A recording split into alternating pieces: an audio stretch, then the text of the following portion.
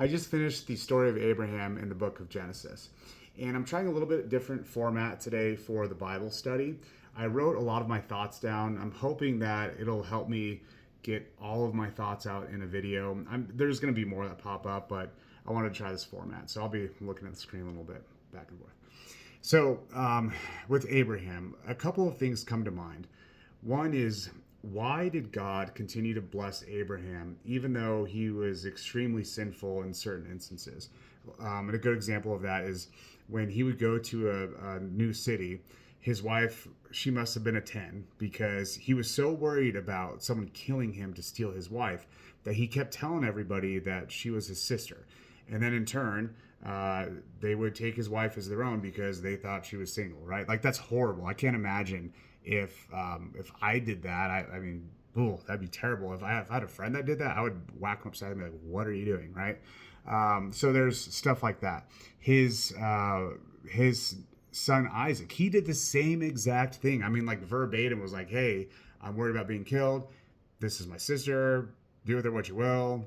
Long story short, nothing happens, but he does the same thing. His nephew Lot, the story of Sodom and Gomorrah. Lot and his family were saved, but as you read through that, God basically says that there's no one worth saving in this city. I'm going to destroy everybody in it. And the angels that go down there basically tell Lot, "Hey, like, you need to leave." And I was like, why is Lot being spared out of all people? And it's like, I guess he's just Abraham is being blessed by Lot being saved from this wrath.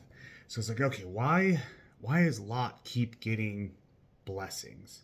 You know, it's kind of like the opposite of, like, why do good things happen? I'm sorry, why do bad things happen to good people? And I look at this and I go, why do good things happen to bad people, right? And I think my mindset is wrong here because even though Abraham did a bunch of bad things, we all do a bunch of bad things. And you're reading a bunch of these bad things in a short span. So he just, in my mind, he's like this kind of, yeah, probably nice enough guy, but like, dude, you're like giving up the most important thing on this earth, which is your wife, right? So, anyways, that's kind of like the basis for where my thought process is as I'm reading this. So then, what does that mean for us in 2025? Like, what should we gather from this story? And a couple of things come up. One is that I think a lot of teachers, not just today, but like since the Bible came out, read the story and turn it into a sort of prosperity gospel. Because if Abraham was one thing, he was faithful. If God told him to do something, he went and did it. Basically, no questions asked. He actually stood up for Sodom and Gomorrah, so I shouldn't say no questions asked. But whatever God told him to do, he ultimately went and did. So definitely a man of faith, up to and including the point of sacrificing his own son, which is pretty wild. And a lot of people have a lot of issue with that, but God knew he wasn't going to actually sacrifice his son. He was just testing him, right? So we get the benefit of, in hindsight, of knowing that. But Abraham didn't. So anyways, he was a man of great faith. So these teachers will say, "Hey, if you have enough faith, God will bless you. You're going to be rich. You're going to have that smoking hot wife. You're going to get that perfect job. Blah blah blah blah blah." And then a lot of teachers take it to the next level and include things like tithe. Like, if you tithe the right amount of money and you have enough faith, you'll be healed from all ailments and all this stuff. And that to me is such a bastardization of what is being taught here.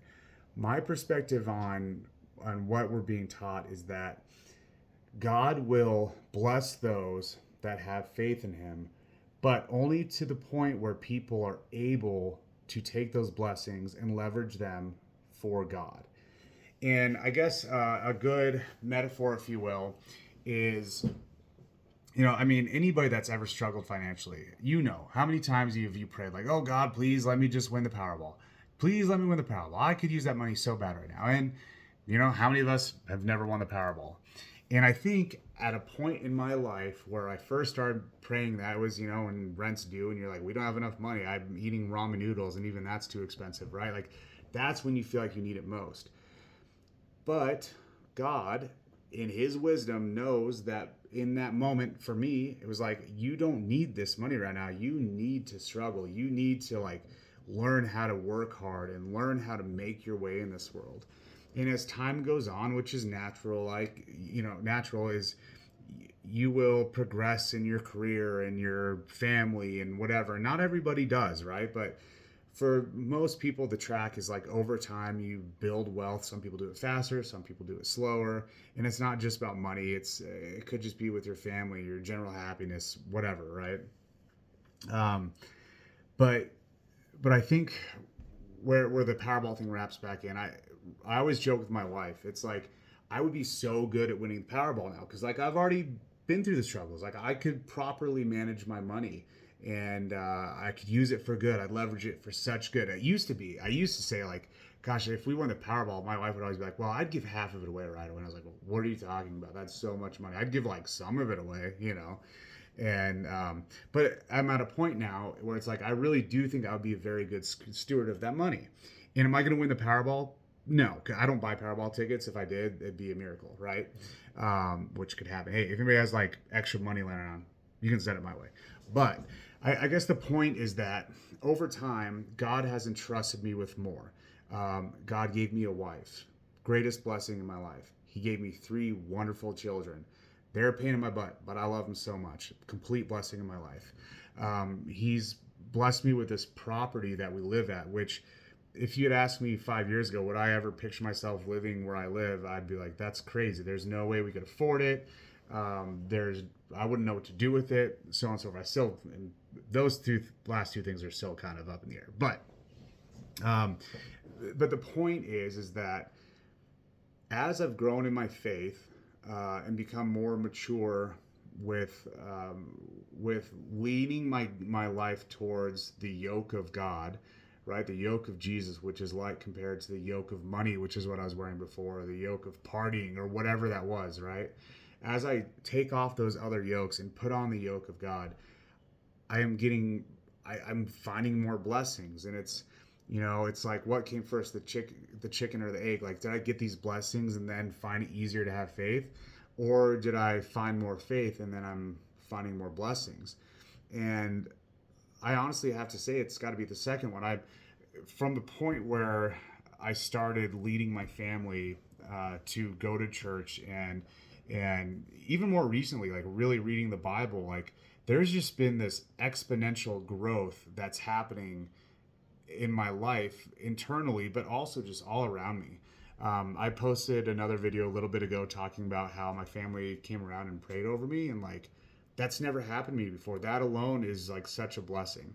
So I guess the point of Abraham is that we're all screwed up, but it doesn't matter how screwed up you are. And you see this throughout characters throughout the entire Bible. There's no perfect person in the Bible except for Jesus. Everyone else is super messed up, like really bad, but they get blessed and they do God's work. And so that is our job. Our job is to lean into Jesus, put our faith in Jesus, give glory to God, and leverage what we have for Him. Again, this is not a prosperity gospel. I'm not saying that, like, boy, my life's so amazing because I have more faith in you. That's not it at all. I think what's happened is God is looking at me and what I'm doing and saying, hey, where you're headed is the right direction, and I want to test you. I want to put more into your life because I want to see if you can handle it. And if you can, then we're going to see where else we can go. And I truly believe if I handle it wrong, I believe it will all be stripped away from me.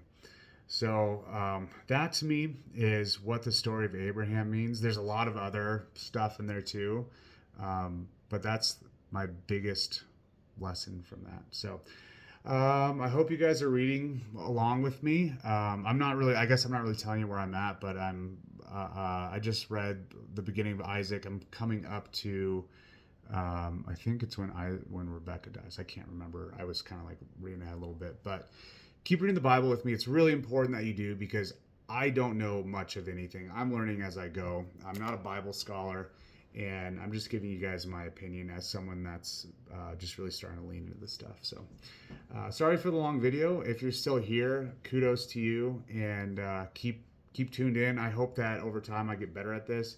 And I really would love some engagement from you guys, just to maybe, if I didn't see something, point it out to me. I really want to learn this stuff. So thanks again, and we'll see you on the next one.